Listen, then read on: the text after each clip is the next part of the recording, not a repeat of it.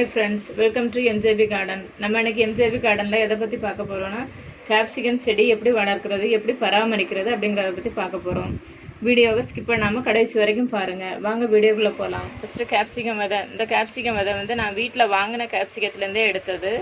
நீங்கள் கடையில் கேப்சிகம் விதையும் வாங்கிக்கலாம், அப்படி இல்லை நீங்கள் வீட்டில் வாங்குகிற கேப்சிகத்துலேருந்து விதை எடுத்துக்கலாம். ஆனால் காய் வந்து கொஞ்சம் விளைஞ்ச காயாக இருக்கணும், கொஞ்சம் எல்லோ கலர் வர மாதிரி அந்த மாதிரி விளைஞ்ச காயாக இருக்கணும். ஃபஸ்ட் இந்த மாதிரி ஒரு தொட்டி எடுத்துக்கோங்க. அதில் நிறைய மணல் ஃபில் பண்ணிக்கோங்க. மணல் கிடைக்காதவங்க தோட்டத்து மண் எடுத்துக்கோங்க.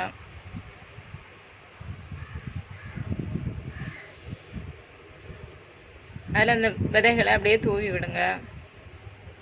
இது வந்து ஆல்மோஸ்ட் நம்ம மிளகாய் செடி மாதிரி தான், அது முளைக்கிறதுமே அந்த மாதிரி தான் வரும். அதுக்கு மேலே நிறைய மணல் போட்டுக்கோங்க.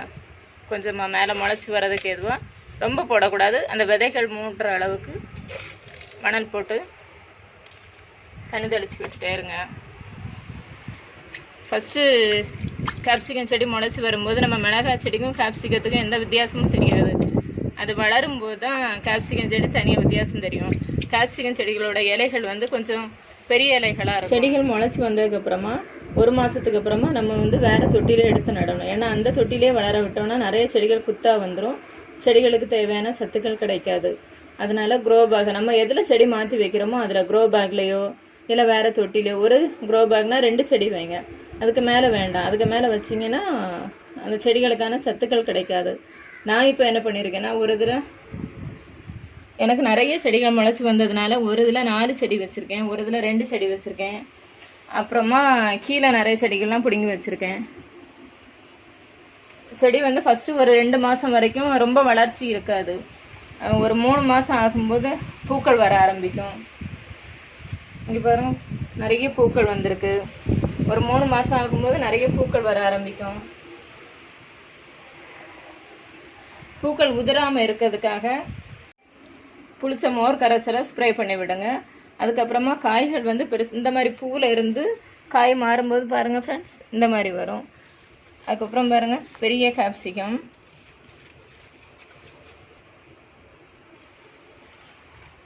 இங்கெல்லாம் இதில் என்னோடய செடிகள்லாம் நிறைய காய்கள் இருக்குது.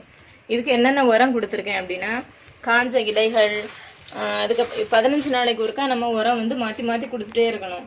காஞ்ச இலைகள், கவுடகு வந்து காஞ்சதாக இருக்கணும், பச்சையாக இருக்கக்கூடாது. ஏன்னா அது ஏற்கனவே ஹீட் அதிகமாக இருக்கும்போது நம்ம செடிகள்லாம் பட்டு போகிறதுக்கான வாய்ப்பு இருக்குது. அதனால காஞ்ச கவுடகு, அப்புறமா மண்புழு உரம், இந்த மாதிரி ஒவ்வொரு 15 நாளைக்கு ஒருக்கா நம்ம உரம் மாற்றி மாற்றி கொடுத்துட்டு இருந்தோம்னா காய்கள்ல பெருசாக காய்க்கிறதுக்கு கிடைக்கும். நமக்கு பூ பூக்க ஆரம்பித்து காய் வந்ததுலேருந்து நம்ம 1 மாதத்துக்குள்ளே காய் பறிச்சுக்கலாம்.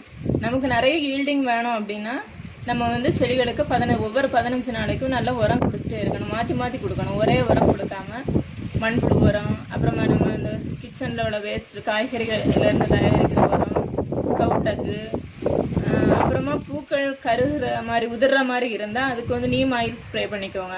அதுவுமே கம்மியாக போதும், ரொம்ப பூச்சி தாக்கல. நம்ம மிளகாய் செடி வளர்க்குற மாதிரி தான், ஆனால் இதுக்கு கொஞ்சம் உரம் மட்டும் ஜாஸ்தியாக தேவை. இந்த வீடியோ உங்களுக்கு பிடிச்சிருந்துன்னா உங்கள் ஃப்ரெண்ட்ஸுக்கு ஷேர் பண்ணுங்கள், கமெண்ட் பண்ணுங்கள், சப்ஸ்கிரைப் பண்ணுங்கள், பக்கத்தில் இருக்க பெல் ஐக்கானை ப்ரெஸ் பண்ணுங்கள்.